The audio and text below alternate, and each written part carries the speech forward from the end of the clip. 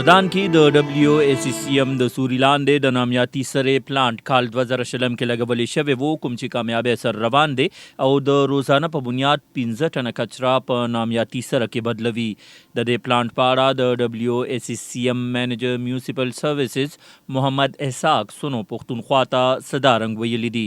دې پلانټ کې تر اوسه پورې مونږ سه 2800 ټن کچرا د 2020 نه په دې غاړه د ته مونږ راوړی ده او هغه کمپوسټ مونږ کنورټ کړی ده. سمو کنورټ کړی ده سره پرته ده. په دې کې مونږ سه 350 ټن چې ده نو دا کچرا مونږ کمپوسټ ته په دې کې کنورټ کړی 350 ټن کمپوسټ زموږ سره بلکې جوړ شوی دی.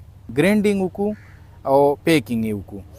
د دې نه پس دا بیا مونږ سپلای کوو د کم ځای نه چې مونږ ته آرډر راشي. زمیندار دا استعمالي مختلف فصلونه چې دي هغه که ګنې دي، جوار دی، غنم دي، که پیاز دی، اوږه ده، سبزیانې دي، د ښکلا چې کم بوټي دي، ارنامنټل پلانټس چې کم دي، د نرسرو والا د هغې دپاره وړي. نو د دې ټولو دپاره چې دی څوک چې د کم مقصد دپاره هم استعمالي هغه دلته راځي او د دې ځای نه دا سره وړي. بیا دا نامیاتي سره د کیمیکل سرونا غوره نتیجې ورکوي او په قیمت کې هم ارزانه ده.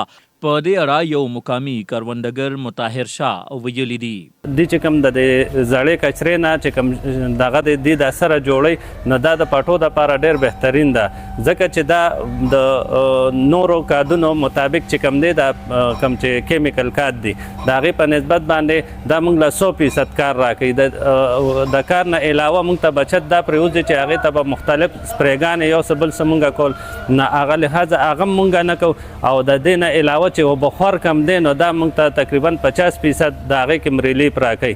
ځایي اوسیدونکو ویلي دي د دې منصوبې سره مردان ښار کې د ماحول بهترۍ کې مرسته ترلاسه شوې ده. پکار ده چې د دې منصوبې توان نور هم سیوا کړی شي چې ځایي کروندګرو او اوسیدونکو ته قدرتي سره په زیات مقدار کې ترلاسه کیږي. سونو پښتونخوا لپاره مردان نه ارشد علي خان.